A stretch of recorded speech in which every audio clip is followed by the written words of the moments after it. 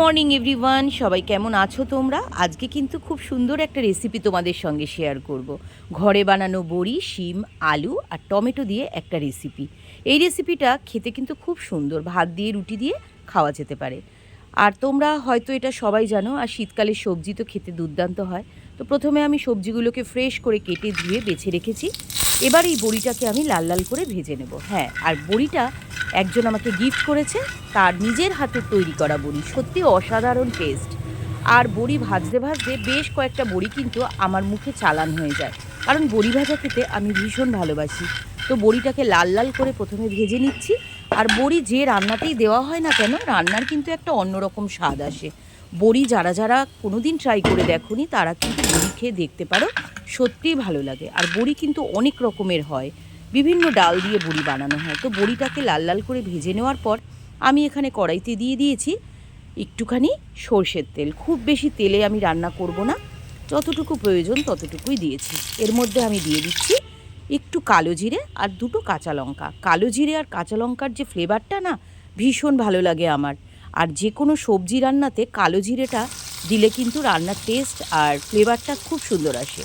এবার কেটে রাখা আলুগুলোকে আমি একটু ফ্রাই করে নেব, কারণ আলু ভেজে নিলে খেতে কিন্তু খুব ভালো লাগে আলুটা।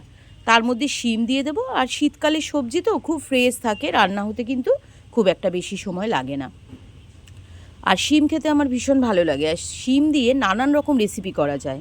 জ্যান্ত মাছের ঝোল শিম আর আলু দিয়ে খুব সুন্দর হয় খেতে।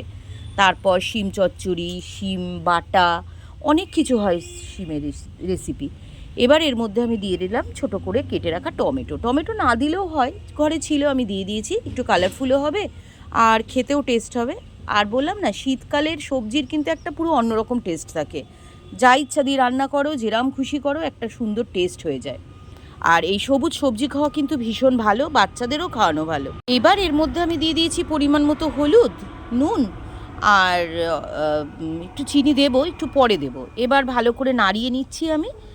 তো হলুদ আর নুনটা বুঝে দিতে হবে, কে কীরকম কোয়ান্টিটিতে নেবে। আমি যেরকম কোয়ান্টিটিতে নিয়েছি সেই মতো নুন আর হলুদ অ্যাড করেছি। তো একটু ভাজা ভাজা করে নেবো, যাতে হলুদের গন্ধটা একদমই চলে যায়। এইভাবে ভালো করে নাড়াচাড়া করে ফ্রাই করে নেওয়ার পর আমি এখানে একটু চিনি অ্যাড করে দেবো। আর নিরামিষ সবজি তো একটু চিনি দিলে খুব ভালো হয়। জানি এখন চিনি অনেকে অ্যাভয়েড করে, আমিও করি, কিন্তু কিছু কিছু রান্নাতে না চিনি না দিলে একদম ভালো লাগে না। নুন আর চিনির যে সুন্দর একটা ব্যালেন্স তৈরি হয়, সেটা হয় না, খেয়ে ঠিক তৃপ্তি পাওয়া যায় না। এইভাবে একটু ফ্রাই করে নেওয়ার পর এখানে আমি পরিমাণ মতো জল অ্যাড করে দিচ্ছি। খুব একটা বেশি জল দেবো না, কারণ সবজি থেকে এমনি একটু জল বেরোবে, ওতেই বয়েল হয়ে যাবে। তবু আমি একটু জল দিয়ে দিলাম, কারণ আলু থেকে তো সেরকম জল বেরোয় না। হ্যাঁ, শিম থেকে বেরোবে, টমেটো থেকেও বেরোবে, কিন্তু সেটা সাফিসিয়েন্ট নয়, তাই কিছুটা জল আমি এখানে অ্যাড করলাম।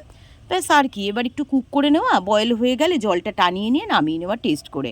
হ্যাঁ, নামানোর আগে অবশ্যই কিন্তু টেস্ট করে দেখতে হবে সব ঠিকঠাক আছে নাকি।